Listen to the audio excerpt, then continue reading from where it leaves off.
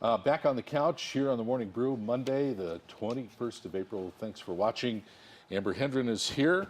Good I'm morning. here, Larry Aarons. We have coffee and we have guests. So let me introduce our next two guests. Laura Paskus is here. She is president of the Society of Professional Journalists Rio Grande chapter. And with her today is my old friend Peter St. Cyr. He is also with the Society of Professional Journalists Rio Grande chapter. Good to see you, Peter. Peter used to produce the radio for me, and it's good to see you again. Yeah, early morning again. Yeah, how do you like this? Well, this feels like midday for us. you know. You guys had to start at what time? Oh, I think we would get there at like 5 o'clock. Yeah, in the morning we or did. really? something. Those are fun days. Yeah, We had some get good the day times. rolling early. Yeah. The early bird gets the worm. Well, Laura, you're here to talk about a workshop and we got a whole community full of writers and reporters and people like that. And the creative aspiring class, journalists yes. And there's a workshop coming up that they'll be interested in. Right. So on Saturday, we have a half-day workshop, and it's geared toward freelancers. But the more I've been thinking about it, I think, sort of your day-to-day journalists will be interested too. We'll have editors that writers can be networking with, and we'll be talking about pitching and querying and time management and all those things that all journalists have to deal with, really. And what gives it? We all just need that little competitive edge when you're submitting a story, or when you have an idea. But to come to something like this would be a really valuable way to spend your time. Not only if you are a broadcaster journalist, but if you're aspiring. Well, and that's going to be the exciting part, is that you're going to get to meet local editors that are actively out there looking for freelancers and interact with them, ask them questions, but more importantly, kind of like have the ability to start a relationship. And that's half the key, is knowing who to call, who's looking for what kind of stories. But on top of that, we also have an element that I think is going to appeal to just, the average day person. People like Larry and his wife love to travel. And so we found a travel writer in Santa Fe and her husband, who's a photographer, and they don't sell locally. They travel the world, and they sell travel stories to folks like the Los Angeles Times, the Boston Globe. They've sold pieces to the National Geographic Traveler magazine. And so it's really a way that, they do it as a living, but folks that do like to travel might want to come back and have great stories and great photographs, and they're going to be able to learn how to sell those kind of travel stories as well. So it's not just about government reporting, and there's lifestyle reporting, and editors are looking for all sorts of stories. They really are. are. I don't know if you saw the movie Throw Mama from the Train, where the mother is always like trying to get Owen to stop typing. And so our kind of premise is here, you don't have to be an Owen. We're going to teach you that you can be a storyteller and you can sell your stories. It's also about time management, and you're an independent freelance guy, Peter. I don't know how you do it.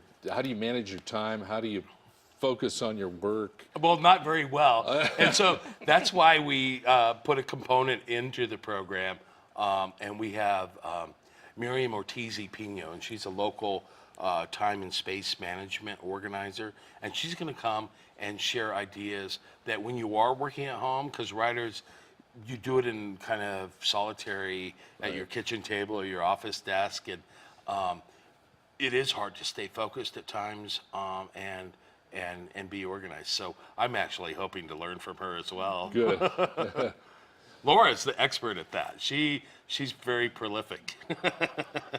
And you've been at it a while too. Right. And a wonderful resume. Thank you. And it's definitely learning how to recognize your strengths and weaknesses of working home alone all day, knowing not to eat a dozen cookies or not to decide to clean the house, but to stay focused and disciplined. Put in your work time, right? And then quit. Yeah, that's the really tough. I think that's actually the toughest part. Shut the computer down, and not checking Meditate, not checking work take a email. nap. Right. I like the naps. Yeah, just give your brain a chance to rest so that you can come back, because sometimes you do have diminishing returns there when you're I have a lot of questions. Can you actually still you obviously can earn a living as a journalist, and because there's such a wide variety you can write about just about anything. I mean, there are sites and publications online and in print that are looking for material from everything from tech, health, lifestyle, business. But when we go to this seminar on Saturday, what exactly do you think we'll be taking away from that? Well, I think that the key point is that you're going to get to meet local editors and interact with them after a panel discussions where they share their ideas on some of those things. There's going to be a Q&A, and then we're going to have a speed networking lunch. Oh, cool. And we'll have pizza and salads and drinks. And during that, it will be a chance to go around and have one-on-one discussions with all those editors and build those relationships. I think that the key is you almost have to have the relationship built before you call with a story idea, so they know who you are. You can still do that without knowing them, but I think they're a little bit more reluctant. They don't know, if you're trained, if you're a great writer. If you're going to submit a piece that's going to be good, you're going to have to publish. Yeah. And so I think that you're going to walk away with knowing editors that are buying and purchasing, what their expectations are, how to sell them a story. You don't want to call someone 5 minutes before they go on the air with a radio show or TV show and sell them your biggest, greatest idea, because they're going to hang up on you and say, I'm on deadline. So if you can meet these people and know that they like to have those kind of conversations on Tuesday afternoon at 4, I was going to say, Tuesday afternoon, send your Yeah. press release at Tuesday afternoon. Right. It's People good to should know. not be intimidated by editors, and they need you as much as you need them, because the media is a pretty hungry beast. It needs to be fed. And there are professionals that are that are being paid, PR directors, PR professionals that are Exactly. being paid. They know exactly how to play the game, and they're getting their stories in. Exactly. But they may not be the We- most relevant, significant stories that are out there. We get pitched on stories all the time, and I'm glad we do. We get to find interesting people that way. So don't be afraid to step up and. One other element of this Definitely. is that our student chapter is also participating with the professional chapter.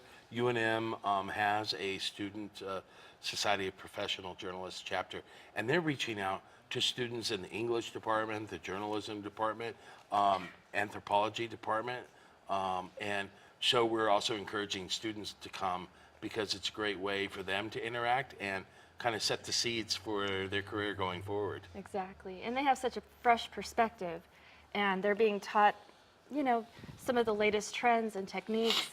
But I know that there's some tried and true journalistic, just mores or I kind of want to think about Edward Murrow a little bit, but it seems like some of that is missing a little bit.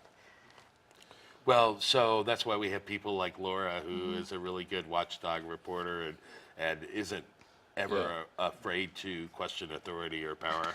Good for you. I'm Good looking for at you, your Laura. resume here, Laura. You've reported everywhere. Yes. Even The Onion. I love it. Yeah. Actually, that's Orion. That's really interesting. What's your specialty? Is it investigative? Investigative and environmental issues. So I write a lot about water and climate change and Very good. unfortunately drought in Sure. New Mexico. You're in the epicenter for that stuff. I know. Wonderful.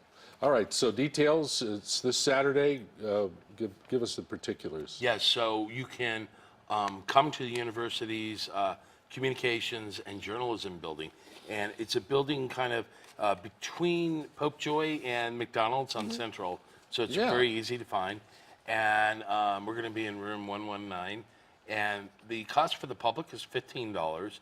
And you get a lunch out of that and all this great programming. One of the other elements we're going to have real quick is freelancers have to pay sales tax, and so we're going to have some information there on how to do that.